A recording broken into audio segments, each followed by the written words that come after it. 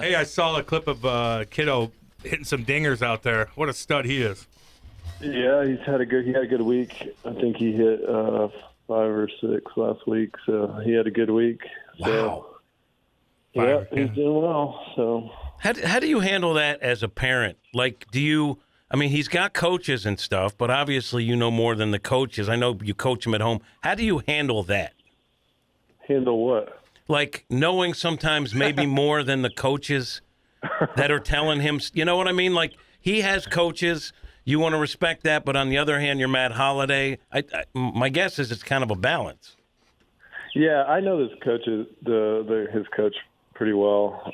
When we moved back here, when he was a freshman, I actually helped coach the team, so I'm pretty close with the coach, and so he's a very cerebral player. So he's been around the game, as you guys know, his whole life. So he doesn't need a ton of coaching at this point as far as how to play the game. And we work a lot in the mornings because he has online school, which is still an option here with COVID. And so he basically lives the pro baseball player lifestyle. He sleeps in, does the schoolwork, comes over. We do hitting, and I hit him ground balls, and then he does his stuff with his team. So he's pretty far along as far as needing to be coached, at least at the high school level. So I don't have to. I've always told him, you be very respectful to coaches, and you listen, and obviously you filter stuff that you is maybe not perfectly accurate, and run it by me when it comes to the swing stuff. So I've always told his coaches, leave his swing alone. You can coach him whatever you want, but leave his swing alone. So that's kind of been the motto with both of the older boys. That's interesting. And speaking of coaching, so Ollie Marmol, young guy, first year as Cardinal manager, kind of connected at the hip with Schulte, the same school of thought in terms of how they approach the game. I know you know Ollie really well, but he's got a team now of Waino, Yachty, now Albert. What do you think that dynamic will be like? Well, I think it's interesting. I mean, I definitely think that having veteran guys that have had the kind of success and careers that those guys have had is a benefit to a young manager. They set the tone as far as work ethic, as far as clubhouse presence, leadership. I think that makes it easier on a younger manager.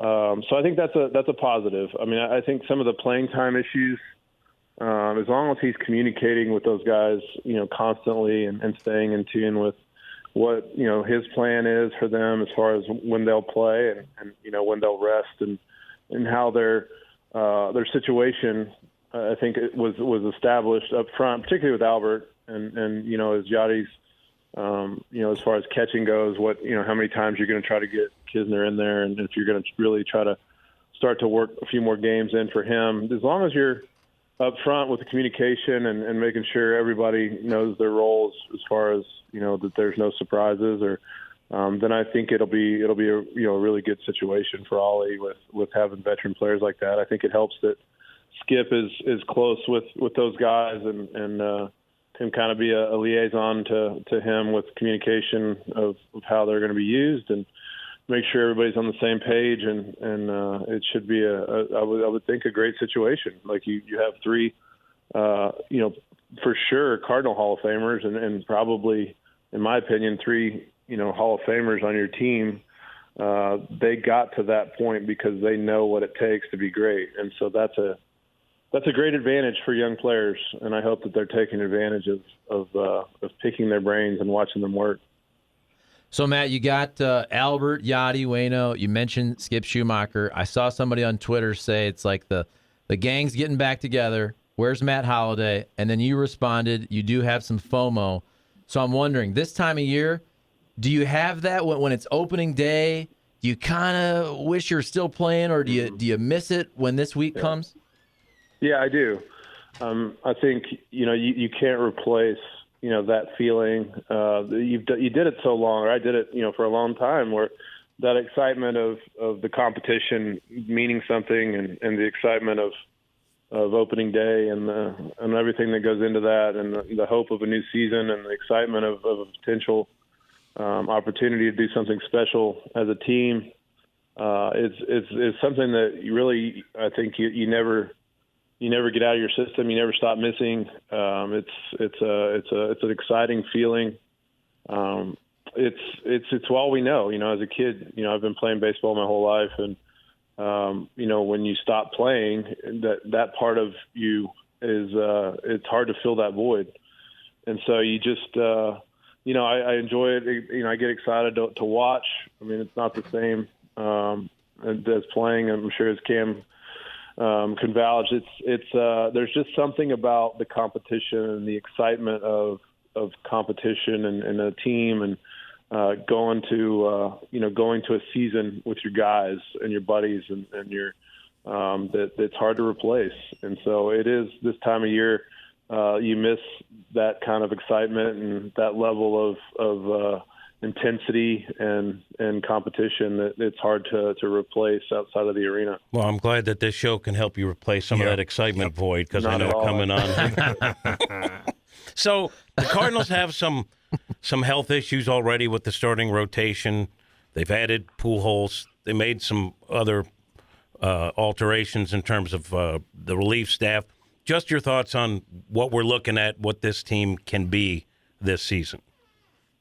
Well, I think unlike some of the past years, I think the offense really is going to be counted on to carry more of the load than maybe any of the years, in the last few years. When you're talking about adding the DH and having Albert and Corey Dickerson to fill in some of the lineup. So I think that the lineup is going to be important. I think some of those young players, when you're talking about O'Neill potentially taking another step forward to superstar status, and Carlson and Bader, hopefully can take another step forward on offense. I think the offense is going to be really good. I am concerned about innings from the starting rotation. Waino's, the year, if he could somehow get close to the year he had last year, would be awesome. Flaherty, obviously, and Reyes, those injuries are always concerning when you're talking about sort of the unknown of shoulders and, what that even looks like on a timetable. And then Michaelis and, Hudson are coming off of sort of injury. So that part kind of scares you a little bit, just because, and nothing's known, obviously, in pitching. I mean, there's no knowns. I mean, there's, you look at a guy like DeGrom and Scherzer and these guys that are dinged up a little bit. So I am concerned about bulk innings when you start talking about how you're gonna get through 5 or 6 with your starter. It'd be interesting to see the bullpen with how Ollie's going to use different guys. I don't think he's named a closer, but I think there's obviously some big arms in the bullpen that can do different roles on different days, and so I'd say, to me, the pitching is probably more of a question mark than it has been in the past, and the hitting seems to be a little bit more of a sure thing. But when you look at the Central, I think that their offense should be by far the best offense in the Central, and Milwaukee can really pitch. So I think you'll see the over 162 games. I think it's going to be a good battle of a team built on starting rotation and a team that's sort of built more on an everyday player situation. So it should be. I think it'll be a good battle between the Cardinals and Brewers. Pirates also a dark horse. Yeah, I saw they named their opening day starter, and I didn't know his name. So I don't know if they're going for it this year. They might be setting up for next year. So, Matt, obviously you come to the Cardinals 2009 via trades. Then I'm doing the math here. You had, 7 Cardinals home openers, 2010 to 2016. So give us your best opening day moment at Busch, a story or one of the old-timers. What was your favorite memory from the home opener? I think probably the first one. I think you see and hear about it, and getting to shake hands with all the guys in the red jackets, and Stan Musial was there for my first one, and it's just a really cool feeling. I mean, I think the town and sort of the buzz around the city that you feel driving to the field, and the excitement of opening day and the sea of red, and just it's just a really, like I said earlier, it's just a really exciting feeling of a new season. The excitement of the season being there, and the fans, and the getting to shake hands with those Cardinals Hall of Famers, and putting the uniform on, and the white uniform, and going out there and playing. I think probably the one after we won the World Series in 2011, so the first opening day in 2012, the uniforms have gold on them. The numbers are in gold instead of red, and it's in honor of the championship the previous year. So that probably stands out. Getting a chance to wear a jersey after winning the World Series the previous year, and the excitement of getting your ring, and all that. So it's an exciting time, and I'm looking forward to watching coming on Thursday. I'm a homer, but I say this all the time, that it's the home opener in St. Louis. There's nothing like it around baseball. Everyone has their home openers, but I honestly think it's a different thing in St. Louis. True or false? Yeah, I agree. I mean, they do it really well. Like I said, when you get a chance to, a lot of the legends of Cardinal baseball are still alive and involved, and the Red Jackets are cool, and just they just do, the Clydesdales, and it's a really cool. They just do a really good job with it, and make it an event. And not all the teams have that kind of history, obviously, and have that kind of sort of excitement in the city. And so it is a big deal in St. Louis, and not every city has the history. So it's definitely to me the best opening day. Hey, I got a question for you, Matty. You see some of these teams in baseball. I mean, they're not even spending any money. I mean, it's ridiculous. Oakland. If you're a player and you're playing for the Pirates, and you're like, what are we doing? Are they looking at each other and like rolling their eyes, like, God, our ownership group sucks? Like, I just don't understand it, man. I think the one thing that you get with teams like that is mostly young players that are just, they're trying to make a name for themselves. They're trying to play well, to make a living for their family. They're trying to make a name for themselves. And really, at this point with some of those teams, you're trying to play well enough so that you can go to a better team, that you play so well that they, you have value. So they end up, trading you to a bit more competitive environment. So I think that's the one thing. If you're a veteran and you're stuck on that team, I can see that, Cam, where you sort of rolling your eyes at your opportunity and what the season might look like.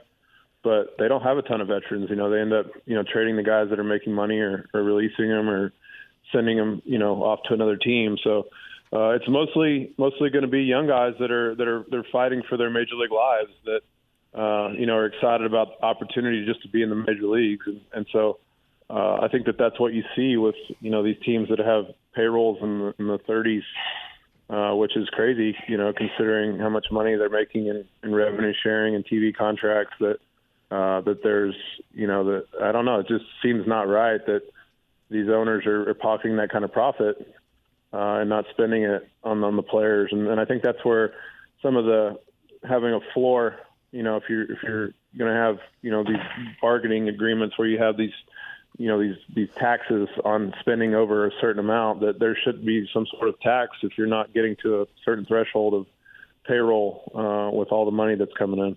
Cheap. So I understand this question could potentially get you in trouble, but don't you dare. Well, no, I'm guessing this is an interesting conversation that you have then with your son, who potentially could be a big-time pick, and where he could go to a major league team.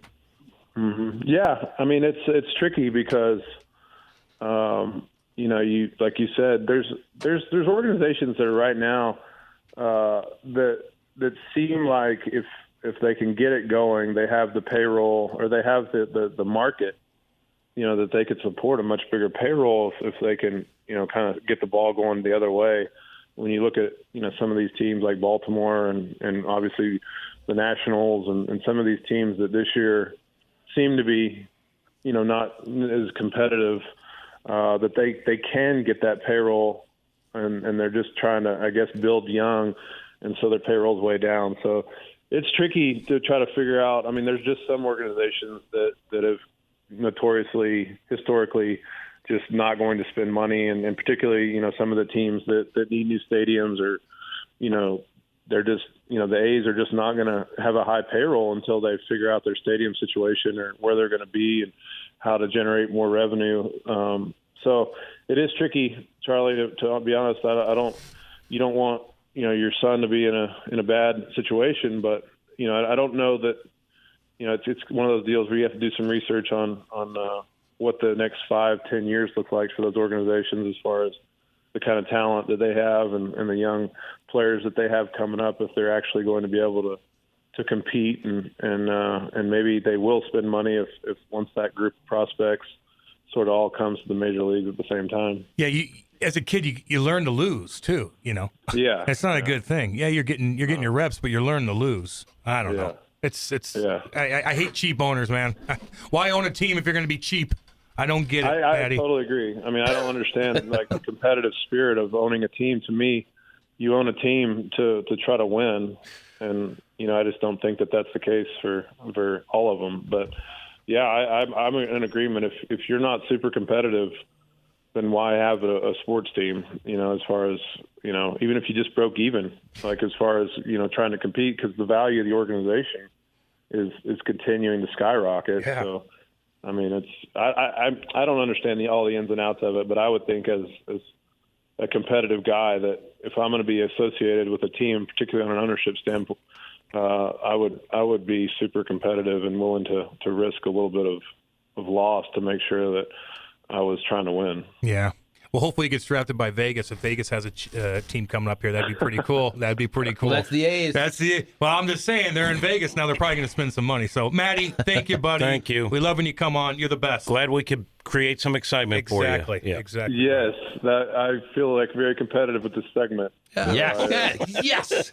Thanks, Matt. Off some of that. All right, guys. Thanks, big boy. See you, big boy. Right on. He's the best. He's a good, wholesome dude right there. Good, wholesome dude. It would be cool. What's the kid's name? Which one? Jackson.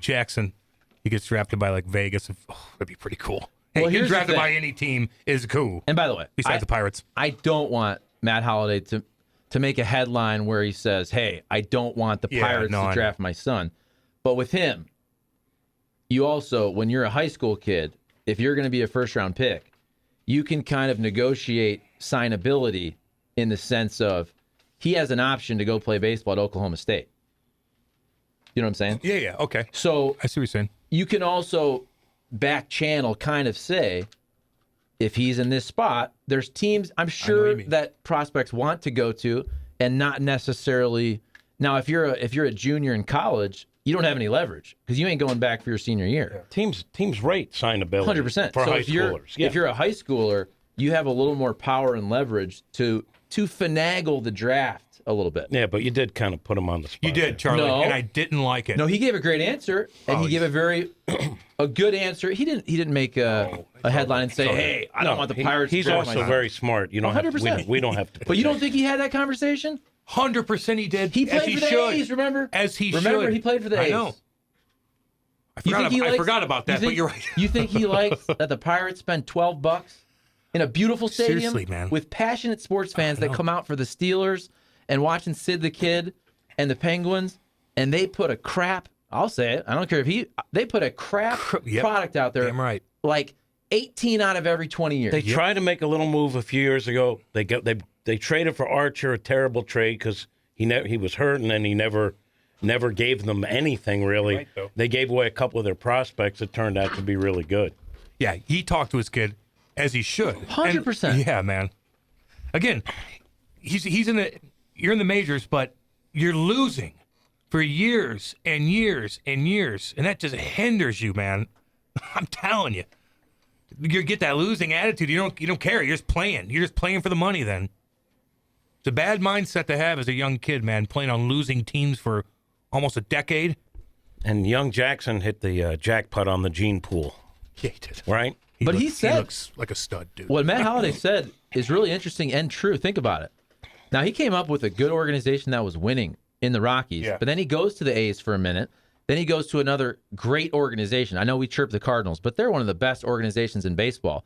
And he said flat out, he has friends that if you played for the Pirates or back in the day, let's say the last 5 years of the Orioles are actually stacked in the minor leagues right now. But you're basically coming up wanting to leave. You're trying to play to get traded somewhere else and then cash in somewhere else. See, the Clayton Keller with Arizona and stuff like that too, man. I mean, I don't know. Now he's getting paid, but you're just not in front of anybody. You lose every damn year.